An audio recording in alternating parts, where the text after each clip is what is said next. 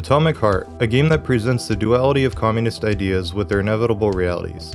Everyone died. Or the Cold War is represented by a boomer with a bazooka, fighting a red wave of Eastern influences. No, but really, Exposition and Dialogue Simulator is a unique take on dystopian alternative realities. Think Fallout plus Bioshock plus Dmitry Petrenko, and you'll have a decent idea of what you're getting yourself into. It's a 7 out of 10, and here's why. For spoiler's sake, I'm gonna keep this short and sweet. The main premise is that Russia won World War II, had an exponential growth in technology, and used that technology to eventually reach their true goal. Collective. A neural network that would allow the consciousness of every Russian to become one so that robots may obey the people's will and everyone would live happily ever after. Naturally, true motives are masked behind the scenes, and you find yourself fighting for your life when the robots go from sweeping the floor to sweeping you. The story is okay. It's not objectively great or bad, but I do enjoy the overall premise, and it seems to allude to a potential sequel. The game begins abruptly on a left-leaning swan boat in the middle of a celebration of sorts. Everyone is happy until they're not. When walking around, you'll notice visual aspects that are either immersive or okay. These details detail the droid-driven dystopia that ChatGPT and rising Arizona prices is leading us towards. The dialogue is also subtitled in a classic way, since the game takes place in the 50s, but not only can it be off occasionally, but it doesn't always line up completely with the conversation either. This is the future of Soviet education,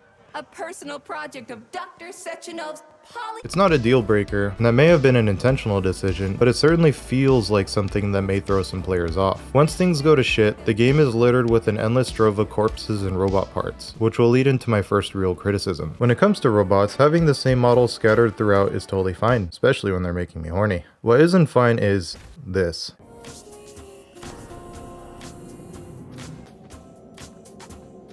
It's difficult and expensive to have different people modeled for corpses, but it's hard to excuse this. It just seems lazy for a game that came out in 2023, especially considering how much detail and consideration went into the world building. Maybe deadlines needed to be met, but we're paying $60 minimum for this? Really? There's more character variation in the first episode of SpongeBob. Similarly, it's one thing to fight the same or resembling robots over and over again, even when you're no longer in the woods, so why are lumberbots here? And it's another to rip off the zombies from Resident Evil 5 and call it a day. You'll run into them once you enter this lab, and it'll trigger an unfortunate series of events. But to be honest, fighting these vegans is pretty fun, along with most enemies you'll come across throughout the game. Something else you'll notice in the beginning are extremely drawn out visuals. Yes, it is lovely, but why is it taking so long? Perhaps because the game is lazily telling you that everything you see now you'll see later. Come on, man. I get the effort was put into the setting, but this paints a poor precedent for the rest of the game, in my opinion. Keep in mind though that you can usually fast forward dialogue and skip cutscenes, but even with that option, you have scenes that you can't skip, like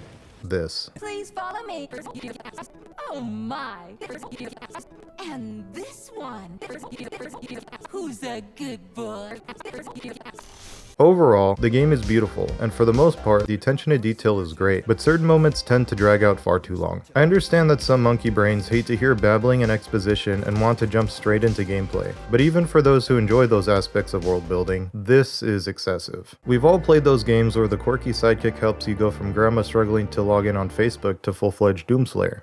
Well, in this game, you have a Discord mod glove, or Charles, that leads to somewhere, and it likes to hear itself speak. Don't get me wrong, it's not babbling every second, and it is a very convenient and useful tool with a decent personality.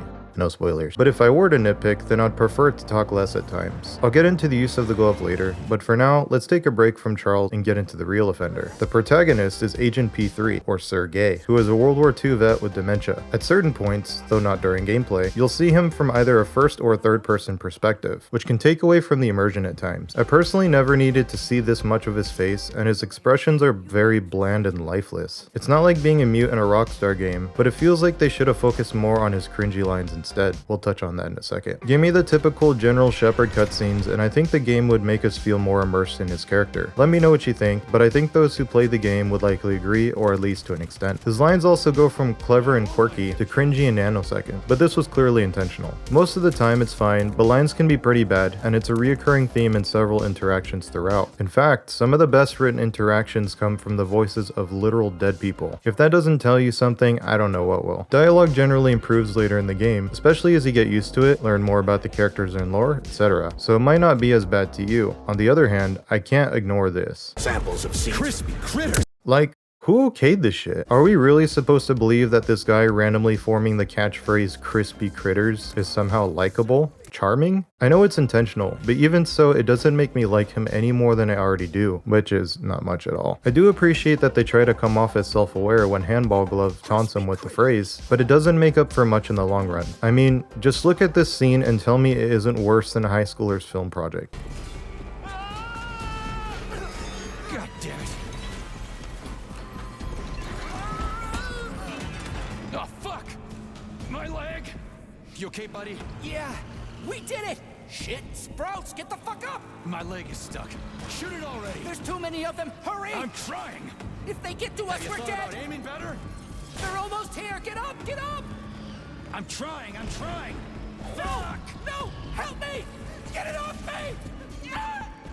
Hang on, buddy. I'm coming.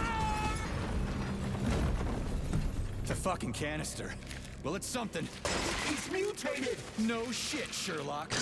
Crispy crust! I rest my case. As you learn to use items better, get to crafting, and plan each area accordingly, however, the game will go from ass to gas. If I see a lobby full of robots, I will have an anxiety attack, but at least I can usually find my way around them. If I get locked in a room with the only way out being to kill everything in sight, I'm shitting my pants. But the weapons and crafting in this game rocks. Genuinely. If I upgrade something here, and I decide I'd rather put those points in something else, I totally can. If I spend resources in a certain upgrade, but want to switch to another, it'll give me those resources back. And best of all, not only can you strip down weapons you are no longer using to get better ones, but you can literally disassemble loot for materials. That's fucking awesome. I also love how they added a way to add frost, fire, or electricity to each of your weapons if you need that extra boost in battle. But let's jump back to our communist glove and talk about his uses as well. Charles has a load of useful upgrades. From being the Gravemaster Radon to Cole McGrath, there are multiple options to choose from to make your odds of being butt-fucked lower significantly. Not to mention the fact that it becomes one of the greatest ways to loot in any game ever. Did I mention that you can pick locks and solve puzzles with him?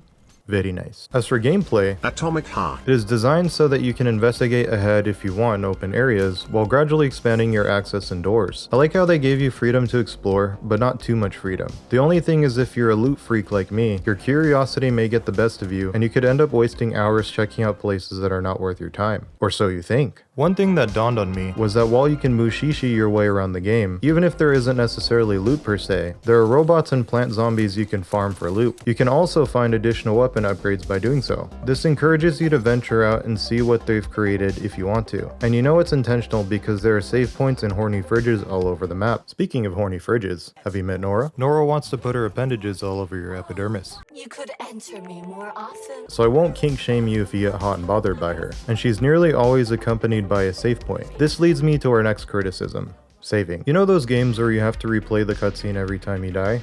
Well, this is one of those games. But that isn't even the issue. The loot you find does not stay with you if you do not save after picking it up. How ridiculous is that? So if you don't hightail your ass back to save after everything you do, and you end up dying, you gotta do it all over again. I know they put save points everywhere, but this makes me think that the developers added them on purpose to avoid adding this common game feature.